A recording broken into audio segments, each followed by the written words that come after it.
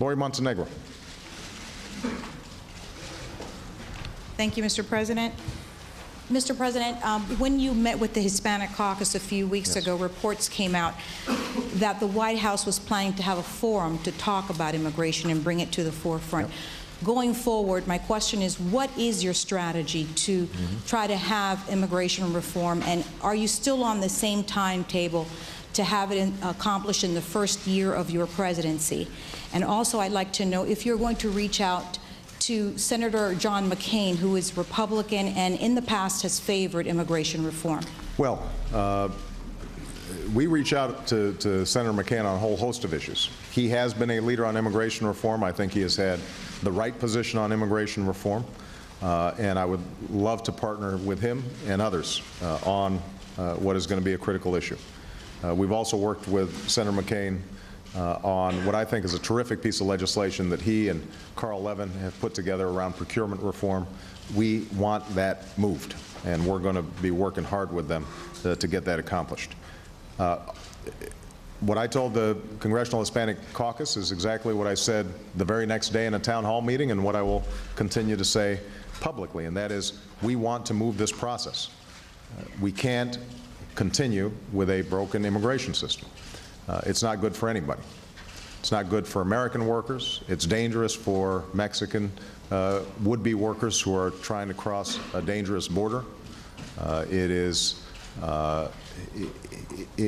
putting a strain on border communities who oftentimes have to deal with a host of undocumented workers, and it keeps those undocumented workers in the shadows, which means they can be exploited at the same time as they're depressing U.S. wages. So what I hope to happen is that we're able to convene a working group working with key legislators like Luis Gutierrez and Nydia Vasquez and others to start looking at a framework of how this legislation might be shaped.